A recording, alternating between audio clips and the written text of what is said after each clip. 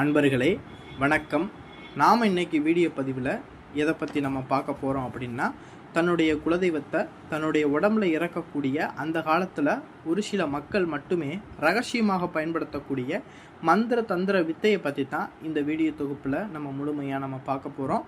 Video பதிவுக்குள்ளே போகிறதுக்கு முன்னாடி நம்மளுடைய சிவரத்ன மகாகாளி அருள்வாக்கு பீடம் சேனலை சப்ஸ்கிரைப் பண்ணாதவங்க சப்ஸ்கிரைப் பண்ணிக்கோங்க. வாங்க வீடியோ தொகுப்புக்குள்ளே போகலாம்.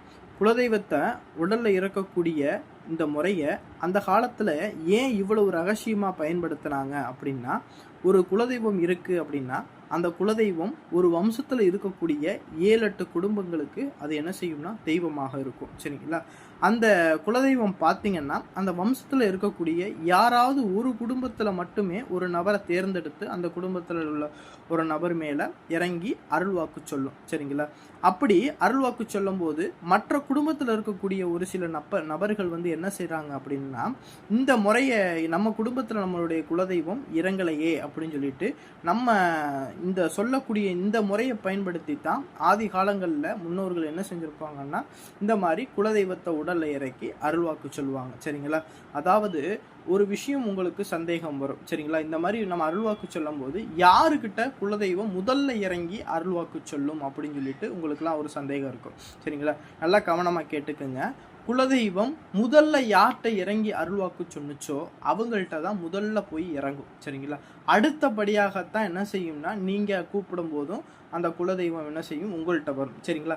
இப்படி தான் குலதெய்வம் என்ன செய்யும்னா உடலில் இறங்கி அருள்வாக்கு சொல்லும். சரிங்களா?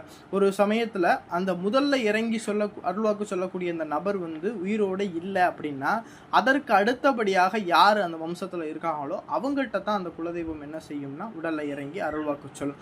இப்படி தான் குலதெய்வம் வரிசையாக இறங்கி அருள்வாக்கு சொல்லுமே தவிர, குலதெய்வம் இங்கே ஒரு நபர் ஏற்கனவே ஒரு நபர் அருள்வாக்கு சொல்லுவாங்க, அவங்கள விட்டுட்டு கடைசி நபர் அருள்வாக்கு சொல்லுவாங்க, அவங்கள்ட்ட அப்படி போகாது. சரிங்களா? அப்படி அருள்வாக்கு சொன்னுச்சுன்னா அது முற்றிலுமாக தவறு. சரிங்களா? அது குலதெய்வம் கிடையாது. சரிங்களா? இப்படி தான் குலதெய்வங்கள் என்ன செய்யும்னா வம்சத்தில் இருக்கக்கூடிய நபர்களை தேர்ந்தெடுத்து அருள்வாக்கு சொல்லும். சரிங்களா?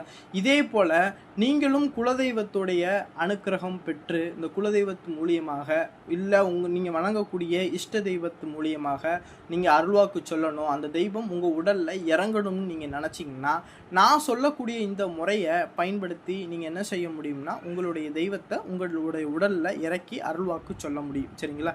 இந்த முறையை எப்படி பண்ணுறது அப்படின்னா, ஒரு வளர்பிறை வரக்கூடிய ஞாயிற்றுக்கிழமை அன்னைக்குன்னு இந்த பூஜை விரதத்தை நீங்கள் தொடங்கணும். இந்த பூஜையை பார்த்தீங்கன்னா மொத்தம் 91 நாட்கள் விரதம் இருந்து இந்த 91 நாட்கள் இந்த பூஜையை நீங்கள் செய்யணும். சரிங்களா? இந்த 91 நாட்களுமே எப்படி நம்ம சபரிமலைக்கு விரதம் இருந்து ஐயப்பன் கோயிலுக்கு மாலை போட்டு விரதம் இருப்போமோ அதே போலயே இந்த விரதத்துக்குமே நம்ம என்ன செய்யணும், ஒழுக்கத்தையும் மனித நேயத்தையுமே நம்ம கடைபிடிச்சு இந்த விரதத்தை கடுமையாக இருந்து நம்ம கடைபிடிக்கணும். இப்படி அந்த 91 நாட்கள் நம்ம இந்த விரதத்தை கடைபிடிக்கும் போது 91 நாட்களுக்குள்ளாகவே உங்களுடைய குலதெய்வம் உங்களுடைய உடலில் இறங்குறத நீங்கள் உணர முடியும். சரிங்களா? உடலில் இறங்கி உங்களுடைய மனதை கட்டுப்படுத்தி அது என்ன செய்யும் அப்படின்னா, உங்களுடைய உடலில் இறங்கி அருள்வாக்கு சொல்ல ஆரம்பிக்கும். உங்கள் குடும்பத்தில் நடக்கக்கூடிய எல்லா விஷயத்தையுமே உங்கள்கிட்ட கொண்டாந்து சொல்ல ஆரம்பிக்கும். உங்கள் வம்சத்தில் நடக்கக்கூடிய எல்லா விஷயத்தையுமே உங்களுடைய குலதெய்வம் என்ன செய்யும்னா உங்கள் உடலில் இறங்கி சொல்ல ஆரம்பிக்கும். சரிங்களா? இந்த முறையை எப்படி பண்ணுறது அப்படின்னா, ஒரு வளர்பிறை வரக்கூடிய ஞாயிற்றுக்கிழமை அன்னைக்குன்னு உங்களுடைய பூஜை ரூமில் உங்களுடைய குலதெய்வ படத்துக்கு செவ்வரளி பூ இல்லைன்னா மல்லிகை பூவால் மாலை ஒன்று போட்டு அந்த குலதெய்வத்துக்கு முன்னாடி என்னென்னா ஒரு மண் அகல் விளக்கில் சுத்தமான பசு நெய் ஊற்றி சின்ன திரி போட்டு விளக்கேற்றி வச்சுக்குங்க. விளக்கேற்றி வச்சுக்கிட்டு இந்த 91 நாட்களுமே நீங்கள் என்ன செய்றீங்கன்னா ஒரு தலை வாழை இலை அப்படின்னு சொல்லணும். சரிங்களா? அந்த தலை வாழை இலைன்னா என்னென்னா, நீங்கள் முதலாக வாழைக்கண்டு வைக்கிறீங்க பாரு, அந்த வாழைக்கண்டில் வரக்கூடிய இலையை தான் தலைவாழை இலைன்னு சொல்லுவாங்க. அந்த பிக்கண்டு விடுதலை அதை தெய்வத்துக்கு பூஜைக்கு பயன்படுத்த மாட்டாங்க. ஆனால் இன்றைக்கு காலகட்டங்களில் பார்த்தீங்கன்னா இலக்கடைகளில் பூலாமே இந்த தலவாழை இலைகள்லாம் இருக்காது. சரிங்களா? ஏன்னா இந்த பிக்கண்டு விடக்கூடிய அந்த வாழை மரத்தில் உள்ள இலைகளை தான் கொடுப்பாங்க. தலவாழை இலைன்னா என்னென்னா, முதலாக நம்ம நட்டு வைக்கக்கூடிய மரத்தில் பேர் இலையை தான் தலவாழை இலை சொல்லுவோம். அந்த தலவாழை இலையை அப்படியே கட் பண்ணி எடுத்து உங்கள் பூஜை ரூமில் உங்கள் தெய்வத்துக்கு முன்னாடி ஒரு சக்கரை பொங்கல் வச்சு அந்த அந்த இலையில் சக்கரை பொங்கல், அதே போல் எலுமிச்சம்பழம் ஒரு செம்பில் என்ன செஞ்சுருங்கன்னா ஒரு வேப்பிலை போட்டு தண்ணி கொஞ்சம் வச்சுருங்க. இப்படி வச்சுட்டு என்ன செஞ்சுருங்கன்னா உங்கள் குலதெய்வ படத்துக்கு முன்னாடி நீங்கள் கீழே ஒரு விரிப்பு துணி ஒன்று விரிச்சுக்குங்க.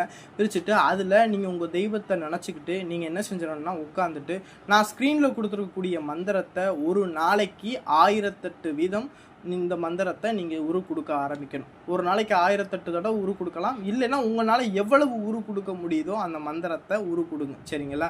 மொத்தம் நீங்கள் இந்த பூஜையை 91 நாட்கள் பண்ணணும். சரிங்களா? இப்படி முதல் நாள் இந்த பூஜையை பண்ணி முடிச்சுட்டு அந்த படையில் இருக்கக்கூடிய அந்த பொங்கல், அந்த எலுமிச்சம்பழம், அந்த தண்ணி எல்லாத்தையுமே நீங்கள் என்ன செஞ்சிடணும்னா சாப்பிட்றணும். இப்படி நீங்கள் மட்டும்தான் சாப்பிடணும். நீங்கள் தான் அந்த சாமிக்கு உணவும் சமைக்கணும். நீங்கள் தான் சமைச்சும் சாப்பிடணும். சரிங்களா? இது மாதிரி இந்த விரதத்தை கடைபிடிக்கும் போது வெறுந்தரையில் தான் படுக்கணும். சரிங்களா? இந்த பூஜையை கடைபிடிக்கும் போது ரொம்ப சுத்தபத்தமாகவும் பயபக்தியோடும் நம்ம இருந்து இந்த பூஜையை கடைபிடிக்கணும். இந்த மாதிரி 91 நாட்கள் இந்த பூஜையை 91 நாட்களுமே சக்கரை பொங்க வச்சு அந்த ஒரு எலுமிச்சம்பழம் அந்த வாழையில வச்சு ஒரு செம்பில் தண்ணி ஒன்று வச்சு இதே மாதிரி 91 நாட்களும் நீங்கள் இந்த பூஜையை தொடங்கணும். சரிங்களா? இரவு நேரத்தில் தான் இந்த பூஜையை பண்ணணும். ஒரு 10 மணிக்கு மேலாகவே இந்த பூஜையை நீங்கள் செய்யலாம். சரிங்களா? முதல் நாள் எந்த டயத்தில் பூஜையை ஆரம்பிக்கிறீங்களோ அதே டயத்தில் தான் மற்ற நாட்களும் பூஜையை ஆரம்பிக்கணும். 91வது நாள் பூஜையை முடிச்சுட்டு அந்த தெய்வத்தோட்ட நம்ம பூஜையை செஞ்சு வரம் வாங்கிக்கிறலாம். சரிங்களா? அந்த தெய்வம் அசரீதியாக உங்கள் மனதை கட்டுப்படுத்தி பேச ஆரம்பிக்கும். சரிங்களா?